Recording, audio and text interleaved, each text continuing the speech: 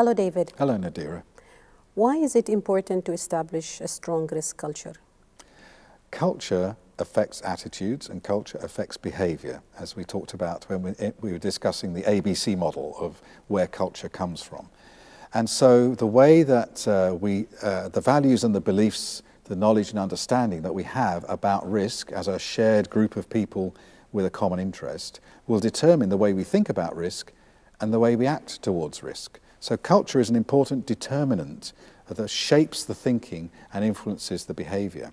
And obviously it's important that we have appropriate risk attitudes, that we take the right amount of risk, that we are sufficiently risk-seeking or risk-averse or risk-tolerant that meets the needs of the situation, that is appropriate and allows us to achieve our goals. And those attitudes will then shape our behavior, our risk-taking behavior, the decisions that we take, the processes that we follow, the way that we commit or don't commit to planning and implementing risk responses. All of this behavior and the way that we communicate about risk, the behavior is driven by the attitudes. And both behavior and attitude are influenced by the culture. So if we have a weak risk culture, and the culture says, risk management is not so important. Or risk-averse culture. Yes, exactly, something that's inappropriate. Although sometimes a risk-averse culture is the right thing.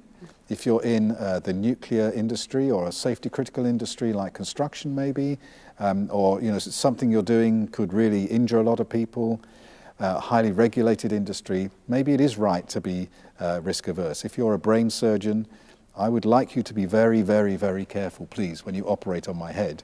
I don't want you to be risk-seeking. Or let's try something new, with this guy's brain. So sometimes a risk-averse culture is appropriate.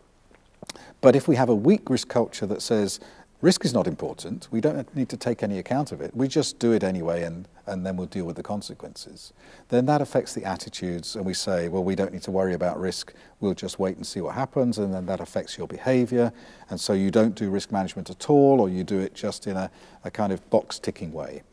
If we have a strong risk culture which says, no, risk is important, we're in this organization to take risk on behalf of our stakeholders, we need to do it professionally and well, and then we need to manage risk effectively. That means we need to give it the proper attention and take appropriate action. If we have a strong risk culture that those are the values and beliefs that we hold, then we'll have the right level of risk attitudes which will drive the right behavior. So clearly a strong risk culture determines the way we actually do things in practice in terms of thinking and acting. And so it's really important in setting the context for effective risk management. Thank you, David, for the useful information. Thank you.